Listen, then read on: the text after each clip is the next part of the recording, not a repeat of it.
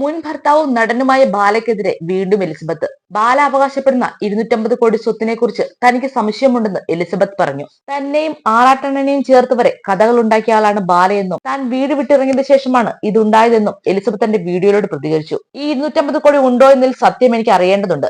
ഭാര്യയാണെന്ന് പറഞ്ഞുകൊണ്ട് നടന്ന് എന്നെ പറ്റിച്ചത് ശരി, പക്ഷെ ജനങ്ങളെ പറ്റിക്കുന്നത് കാണാൻ വയ്യ.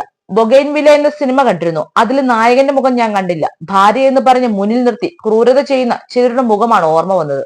ആദ്യ ഭാര്യ ഇയാളുടെ 70% സ്വത്ത് തട്ടിക്കൊണ്ടുപോയി, കുട്ടിയെ കാണിക്കുന്നില്ല തുടങ്ങിയ പല ആരോപണങ്ങൾ ഇയാൾ ഉന്നയിച്ചിരുന്നു.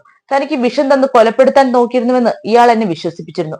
ഒരു ഡോക്ടറെ കൊണ്ടും കസ്റ്റംസ് ഓഫീസറെ കൊണ്ടും എന്നെ വിളിച്ച് ഇക്കാര്യങ്ങൾ സംസാരിക്കുകയായിരുന്നു. അതിനാൽ ഇത് സത്യമല്ലെന്ന് വിചാരിക്കേണ്ട കാര്യം എനിക്കില്ലല്ലോ. വിശ്വസിച്ചു പോയി.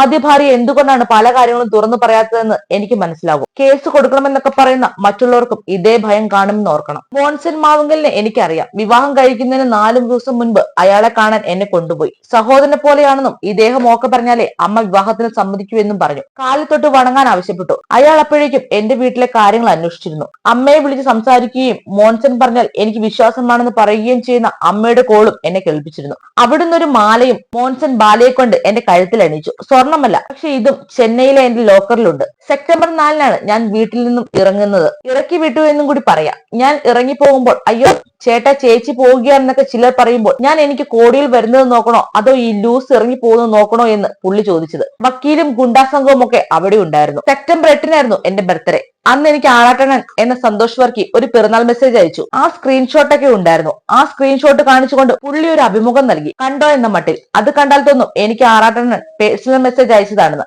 ഇതിനെ വിമർശിച്ച് ചെകുത്താൻ ഒരു വീഡിയോ ചെയ്തിരുന്നു. സ്വന്തം ഭാര്യയെ കുറിച്ച് എങ്ങനെയാണ് ഇങ്ങനെ പറയാൻ സാധിക്കുന്നതെന്ന്. സത്യത്തിൽ ആ അഭിമുഖം കണ്ടപ്പോൾ എനിക്ക് വലിയ വിഷമം തോന്നിയിരുന്നു. ചെകുത്താനും മുൻപ് എനിക്ക് ദേഷ്യമായിരുന്നു. കാരണം തെറി പറഞ്ഞൊക്കെ വീഡിയോ ചെയ്യുന്ന ആളായിരുന്നില്ലേ. പക്ഷെ ഇപ്പോൾ ചെകുത്താൻ വന്നതിൽ എനിക്ക് വലിയ സന്തോഷം തോന്നി, എലിസബത്ത് പറഞ്ഞു. പുതിയ സിനിമാ സീരിയൽ വാർത്തകൾക്കായി ഈ ചാനൽ മറക്കാതെ സബ്സ്ക്രൈബ് ചെയ്യുക.